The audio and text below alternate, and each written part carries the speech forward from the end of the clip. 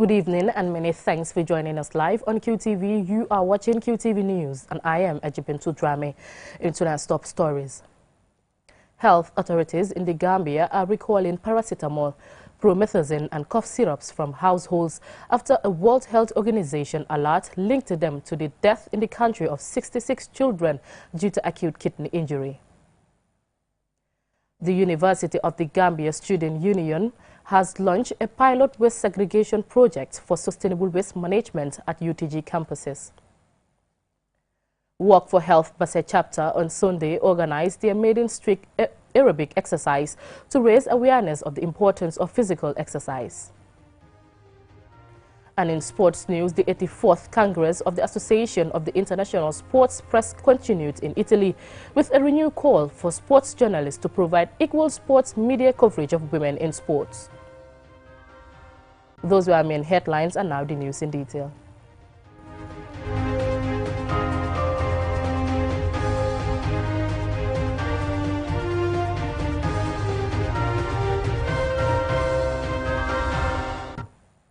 Now, health authorities in the Gambia are recalling paracetamol, promethazine and cough syrups from households after a World Health Organization alert linked them to the death in the country of 66 children due to acute kidney injury. These named medicines are imported from India and are manufactured by one company, Made in Pharmaceuticals Limited. QTV joined a team of Red Cross volunteers and public health officials on the recall exercise.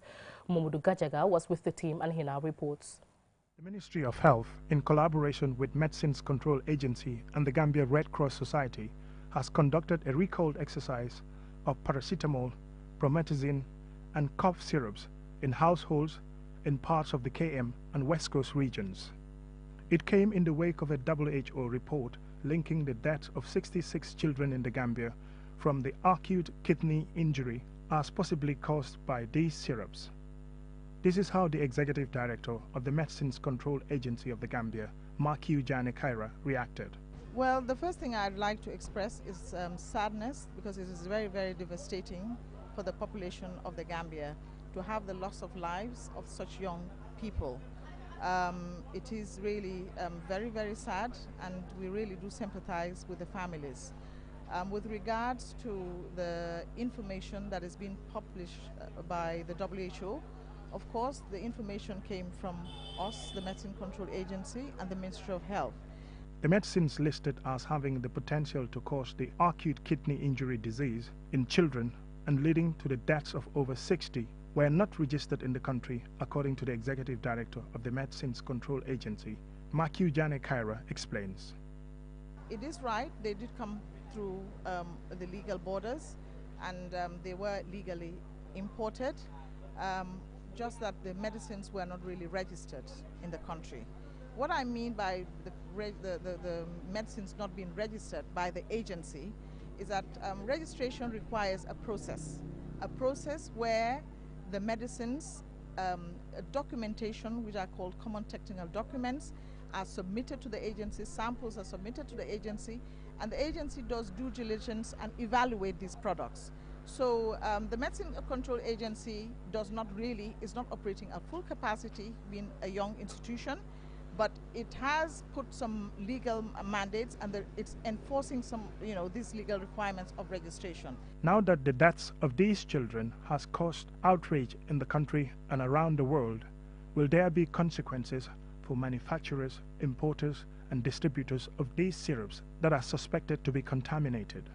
Of course, with the loss of lives, there are great implications. And of course, someone has to be held accountable somewhere. As I said, it is not my place now to say who and when, but regulatory sanctions will go ahead, legal issues will go ahead. But again, as I said, we will transfer that to the legal competent authorities to that areas of prosecution. But of course, people should be held accountable. The team visited households in Abuko where medicines that contained the suspected contaminated substance were recalled. One family that had been using cough syrups is the Canfon family. Angelica Canfon, a mother, says although it's good to recall the medicines, it's too late once the importation had been allowed. I would just say it's too late because these drugs are dangerous. syrups, things like this, when they happen to come into this country, I think all these laboratories, everything, they should just try and check it properly. And things are not just going to be imported to the Gambia and you just take it straight from maybe the containers and just display them to the pharmacy. It's very dangerous. And we all see what it's doing to these kids now. It's so sad anyway, so sad for this country. Red Cross volunteers have been going to households in several areas and described the process as a success. They say the public is cooperative in the recall of the medicines. Ibrahima S. Jabi, a public health officer at the Gambia Red Cross Society, explains. Red Cross is a humanitarian-based organization whereby we alleviate human suffering. So therefore, in any emergency situation, we are always called to intervene. So we are called by Ministry of Health, and they gave us a list of medicines that are syrup, that is paracetamol syrup, promethazine syrup, and some cough syrups. So those medicines are suspected to be the problem. They are contaminated and they can cause some serious injuries to children, especially at the side of the kidneys. And as a result, almost 66 children lost their life during this period. During the recalling exercise, a lot of expired medicines were also discovered. Some of these medicines were still being used by some people without their knowledge. The company named in the alert issued by the WHO names one company as being responsible, namely Maidane Pharmaceuticals Limited of India. In 2014, the company was subject to a criminal case in India. The case was squashed in 2016 on the grounds that the case should have been brought against the company, not the individual directors. The questions now are, will recalling of these syrup medicines prevent the further spread of the acute kidney disease? Are the death rates of these children even underreported by the authorities? For now, these questions remained unanswered. Umudu Gajaga, QTV News. Moving on, the University of the Gambia Student Union launched a waste segregation project for sustainable waste management on Wednesday at UTG campuses. In a pilot project with 16 waste bins from its partners, the UTG-SU aims to mitigate environmental hazards and air pollution to improve hygiene and sanitation at the university.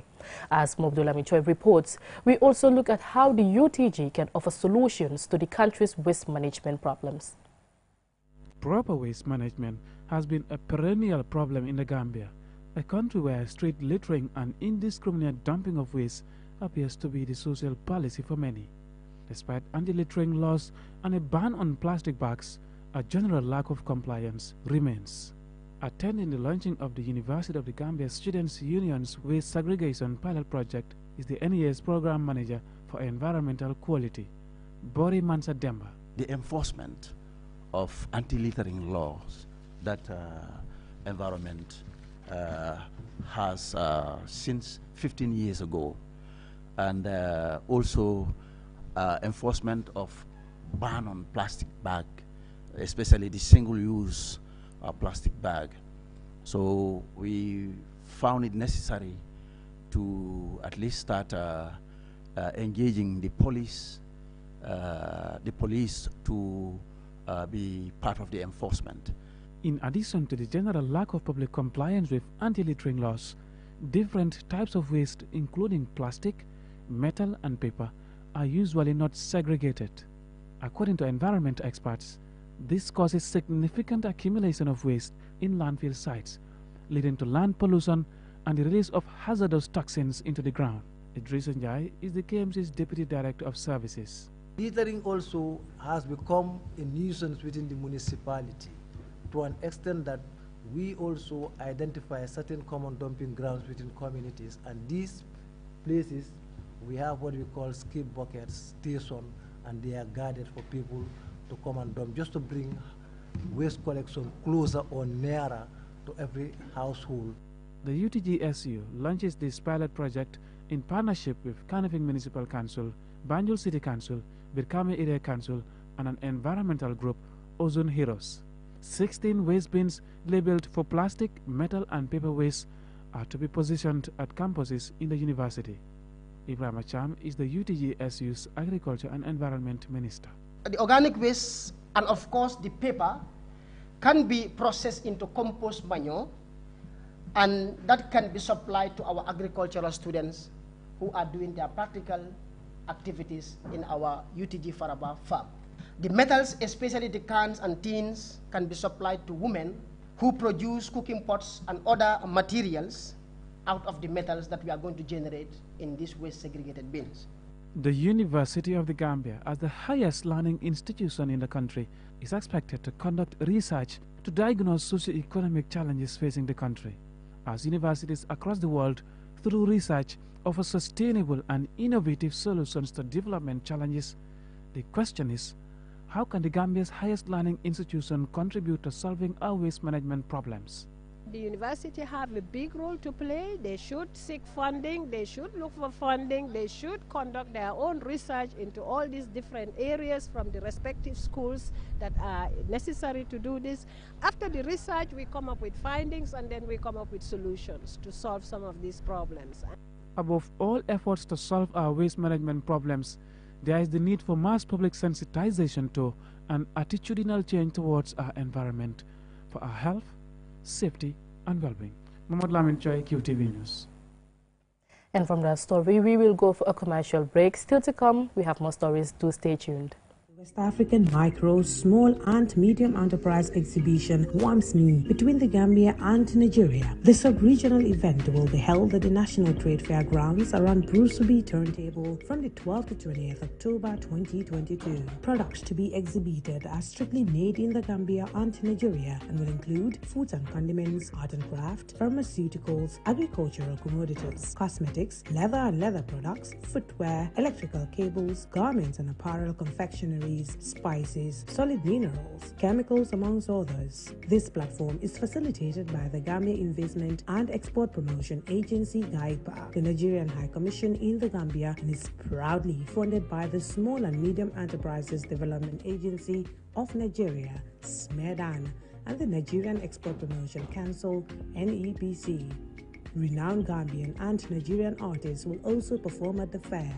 Come one, come all.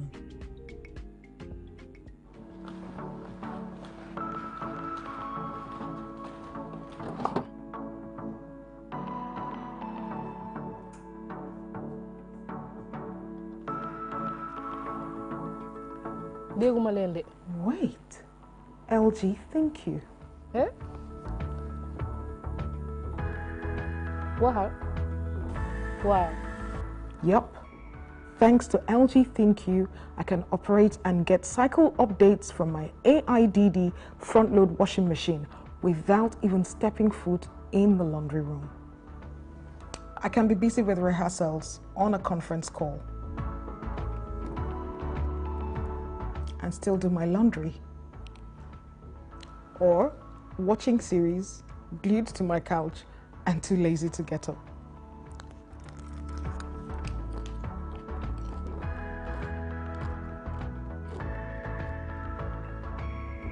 My life made easy with LG ThinQ.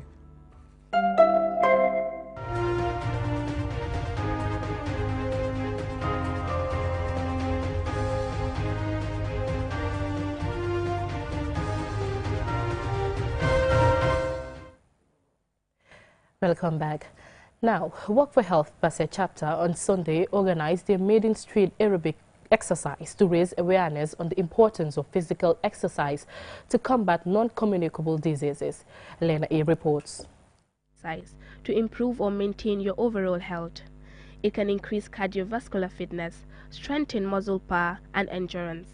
It can also reduce the risk of developing conditions such as heart disease, type 2 diabetes and cancers. Such activities are not common in rural Gambia, where people are also exposed to non-communicable diseases. Alhaji A.F. Jallo, the initiator and coordinator of Work for Health Basse chapter, says the objective of the organization is to build a resilient society against non-communicable diseases. Jallo calls on the community and the region to embrace activity as exercise and other healthy habits are the best ways to combat ill health. We are trying to build a resilient society against non-communicable and communicable diseases. You know, it has not been easy, like you said. It was a tough journey, So, but with the commitment of the members that we have, particularly women, we were able to come up with this. Now, this is a very, very important showcase. If you look at our society today, Seydou, we have a lot of ill health. So as a result, some of this ill health that we are facing today is as a result of our own attitude. People are lazy to embark into physical health exercise.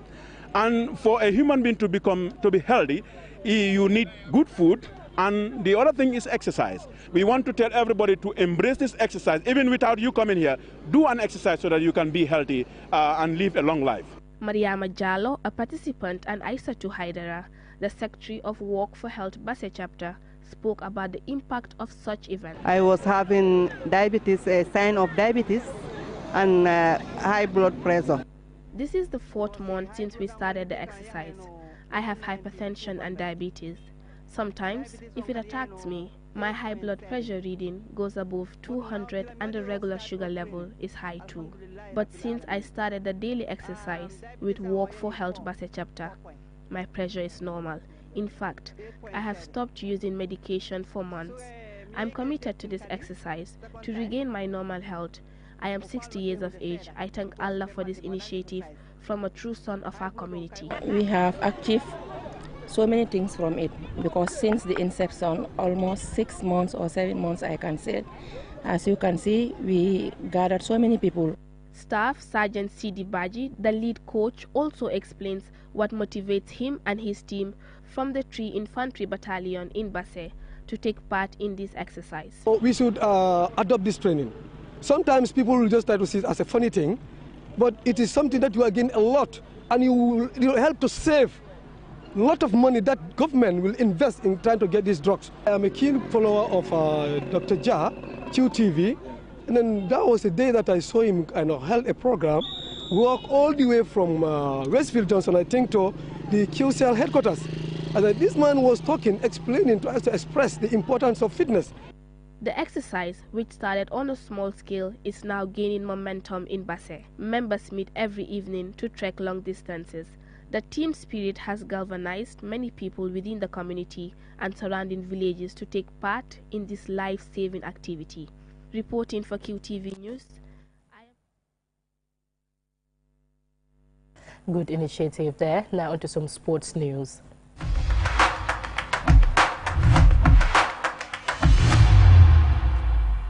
The 84th Congress of the Association of the International Sports Press continued in Rome, Italy, with a renewed call for sports journalists to provide equal sports media coverage of women in sports. As Aliou Cisse is in Rome, he now reports. Women in sports have always been underreported in most countries by the sports media, despite their heroic performances. To address this and change the narrative, a panel on gender inequality in sports media coverage was organized as part of the ongoing AIPS Congress in Rome, Italy. It also seeks to celebrate their achievements, not just their lack of coverage in the media.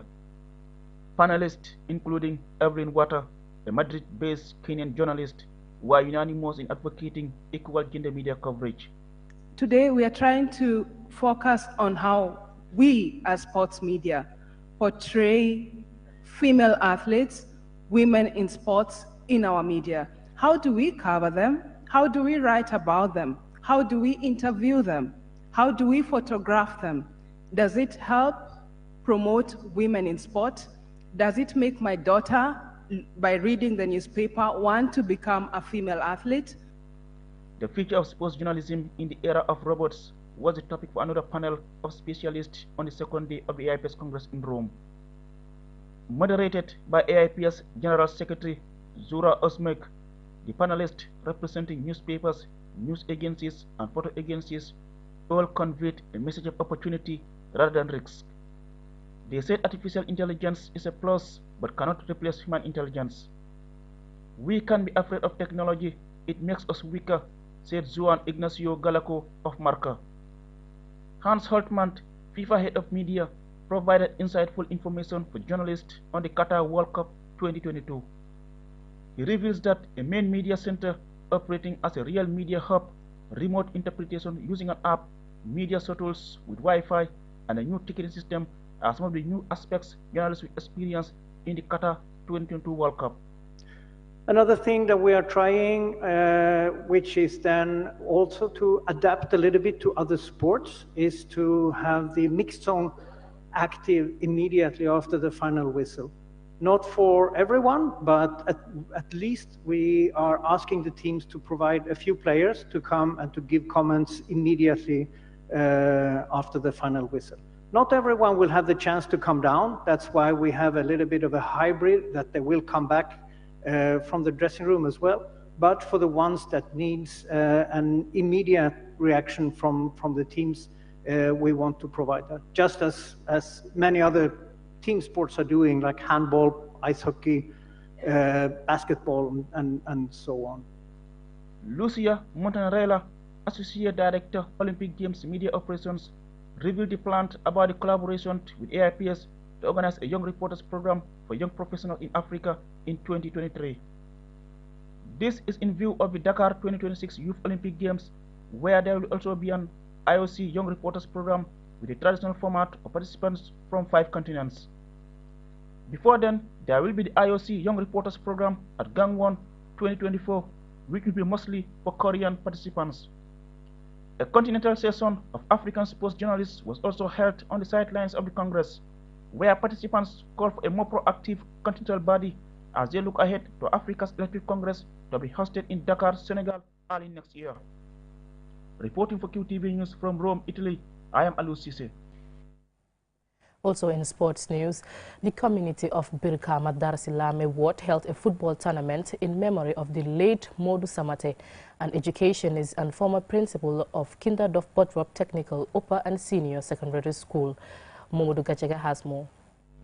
This is about honoring the memory of a hero of education in the West Coast region, Brikama and Gambia at large. The late Momodu Samate's legacy as a teacher and later principal of Botrop School was cherished by many, especially Brikama Dar Silame youths. They named this football competition in the late Momodu Samate's honor, and Vikings Empire played against Leeds United in Sunday's final.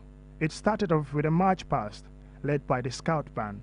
The two teams wore T-shirts with the late Momodu Samate's photo in them. They were joined by family members led by Mr. Samate's widow, Fanta Samate Mane. Momodu Samate's widow, Fanta Samate Mane, says that as a family, they are grateful and appreciative of the initiative taken by the youth of Brikama Dar Silame to name the football tournament after her late husband. On behalf of my husband, the Samate family, those that are here with us today, those that are not here with us, all joined, and we are more than happy to say thank you to those who initiated this program until we are at the tail end of it. We wish the two teams would see it as a game, and at the end of the day, every match there is a winner. But what I used to tell these young boys here is, in this football match, there is no loser and there is no winner. We are all winners at the end of the day. Momodu Samate was a teacher and later the principal of Kinderdof Botrop Technical Upper and Senior Secondary School for 23 years. He died on October 22, 2014. The football match ended in a penalty shootout, with Leeds United defeating Vikings Empire 5-4 on penalties. Momodu Gajaga, QTV News. Before we end this bulletin, here's a recap of our main headlines. Health authorities in the Gambia are recalling paracetamol, promethazine and cough syrups from households after a World Health Organization alert linked them to the death in the country of 66 children due to acute kidney injury. The University of the Gambia Student Union launched a pilot waste segregation project for sustainable waste management on the UTG campus. The National Environment Agency, in collaboration with the Gambia Police Force, has embarked on a nationwide community sensitization on anti-littering laws and proper waste management. Work for Health Basse chapter on Sunday organized their maiden street aerobic exercise to raise awareness on the importance of physical exercise. In sports news, the 84th Congress of the Association of the International Sports Press continued in Italy with a renewed call for sports journalists to provide equal sports media coverage of women in sports. That's all for this edition of the news. Thanks for watching. such as